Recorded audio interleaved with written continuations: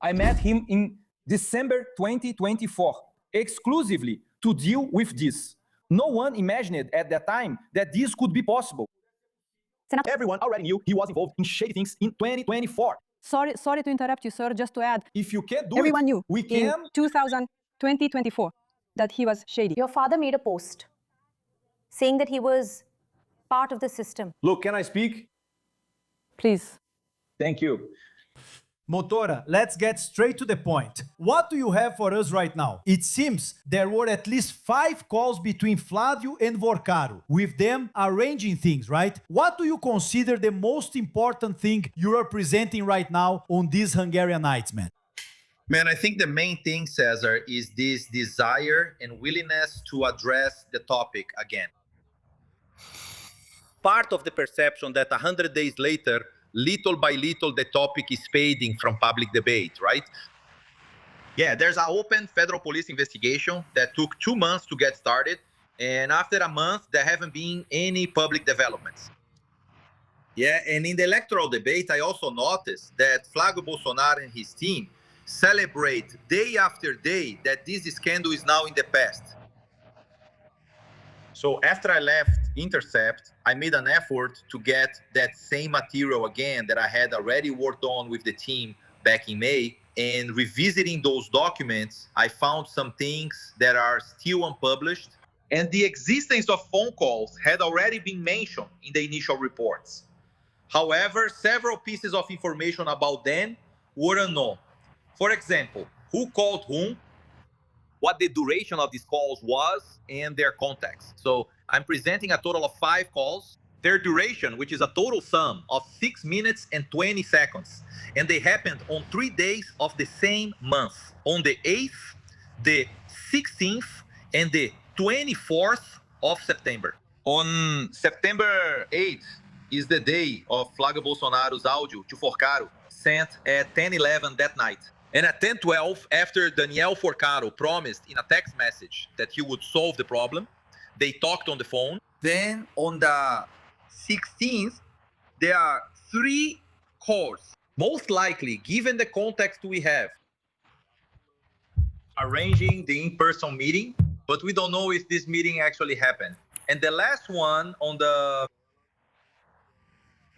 3 calls on September 24th, and 1 area on September 16th. So there are 5 calls that show, a close relationship. Nowadays, we don't just make phone calls to anyone unless it's something secret or something like that. So it really caught my attention. And I think this is the first piece in a series that I plan to do in the coming weeks until all the questions are answered. So I think it's also the role of journalism not to let the news be forgotten in the face of upcoming events. I understand my colleagues in the mainstream media who are covering the hard news, the daily news. But my role here as well, especially since I helped bring this story to the world, is not to let it disappear. And today's report goes in that direction. Very well. Cesar, we need to let Motorin go because he has to take the doctor's family. I just want to ask him 2 things first. Yeah, Motor, it's Motora. Just explain it to people. Flavio, at first, he denies that VORCARO even financed the film. Then he can't deny it anymore. And then things move forward, and we find out there's the audio, which you ended up releasing. There's the meeting where he goes to VORCARO's house, already wearing the ankle monitor. Then there's a second meeting that is discovered later as well. There are those audio calls. So what we can say is, we're talking about September 2025. What we can say is that they had a relationship that goes beyond just the audio. And this happens at a time when the media is already widely reporting it. The issue with Banco Master, the attempt to buy BRB, the bank's lack of liquidity, this is already public news. There is no way to deny it. And for him to say, no, I thought Caro was a successful man, an upstanding banker, this was already public, that there were problems at the bank. So just giving this context to everyone before saying goodbye, leave your newsletter address so people can subscribe as well. Good, that's right. The Mori, actually, we know that he visited VORCARO even after the arrest, right? In December 2025. But during the period of those calls in September, VORCARO's improper ties to public officials and some financial crimes committed by Master were already under scrutiny in the press. It was already being reported. Piauí had already done a story. Metropolis had already done a story. Several websites were already reporting on these potential financial crimes by Daniel Vovor. So even during those phone calls, there were already considerable suspicions, which I believe a federal senator should be aware of, or at the very least, be more cautious when maintaining these financial dealings with the banker accused of corruption, right? So, no doubt, it was a period when there was already more information. He might say, when I signed the contract in December 2024, there wasn't that much going on. More or less, there was already information, and here in Brasilia, a lot was already circulating. But by September 2025, the net was already closing in. VORCARO is arrested 2 months later. So there were already politicians here in Brasilia campaigning day and night, mentioning the Master and ANA case.